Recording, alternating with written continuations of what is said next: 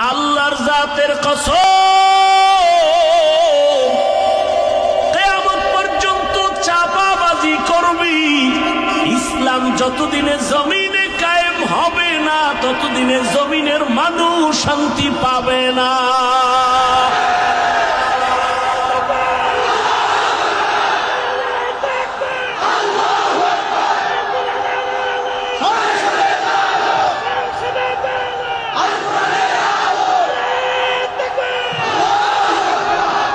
ইসলামী রাজনীতি পাক, সব রাজনীতি নাপাক। ব্যানার বানা, ব্যানার, ব্যানারে লেখ পৃথিবীতে শ্রেষ্ঠ ইসলামী রাজনীতি পাক, বাকি সব রাজনীতি নাপাক। কোন মায়ের সন্তান থাকলে দাঁড়া।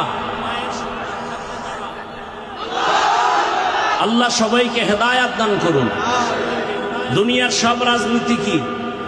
একমাত্র পবিত্র রাজনীতির নাম। এবার যারা কোরআন হাদিস কম বুঝেন, আপনারা আমাকে বলেন, গোটা দুনিয়া পরিচালনা করছেন সুলাইমান নবী, জানেন?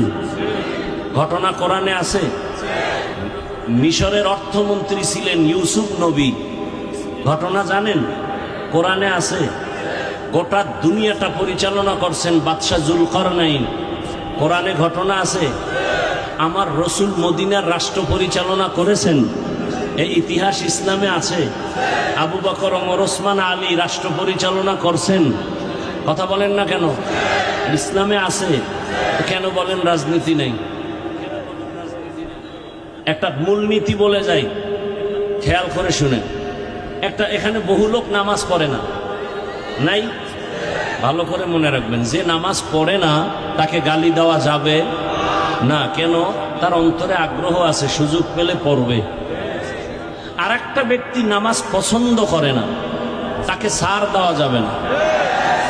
যে নামাজ পড়ে না সে মুমিন, যে নামাজ পছন্দ করে না সে বেঈমান। ব্যবধান আছে না নাই? দোনোজনই কিন্তু বেনামাজি। একজন মুমিন আর একজন কে মুমিন? যে নামাজ পড়ে না কিন্তু অন্তরে কি আছে? আগ্রহ আছে। আর একজন নামাজ পড়ে না ঠিক, অন্তরে কোনো আগ্রহ নাই, বিরোধিতা করে। আপনি দাড়ি রাখেন না, কোনো ঝগড়া নাই, আমি আগে সালাম দিব, কিন্তু বিরোধিতা করলে সার নাই। দাড়ি রাখে না মুমিন, বিরোধিতা যে করে সে বেঈমান। ইসলামী রাজনীতি আপনি করবেন না, আপনার সাথে কোনো ঝগড়া নাই, সালাম আমি আগে দিব, কিন্তু বিরোধিতা করলে সার নাই। ব্যবধান আছে না নাই? খুব সাবধান। আর কত পায়খানা, আর কত খাইবেন? কম তো খাইলেন না, এখনো কয়ে রয়েছেন ভোটের আগের রাত্রে খাবেন। হ্যাঁ, ভোটের আগের রাতে যারা টাকা খাবেন তাদের কাছে অনুরোধ, বাথরুমে গিয়ে 10 গ্রাম পায়খানা খাইয়েন, আর বাজারে গিয়া হালাল সাবান দিয়ে কুলি করেন। এরপরও যদি দেখেন একটু লজ্জা হয়। আমার লুঙ্গিতে গোবর লাগছে, গোবর চিনেননি? গোবর ঢাকার থেকে বিমানে আসে। হ্যাঁ, গোবর পাক না না পাক বলেন? আচ্ছা, লুঙ্গিতে গোবর লাগার পরে এখন এটা পাক করতে হলে কি লাগবে বলেন?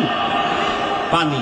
অচেনা পথে আসছি, এখন পানি খুঁজতে খুঁজতে খুঁজতে খুঁজতে একজনে মুসাফের ঘাম ছুটে গেছে, পানি পায় না।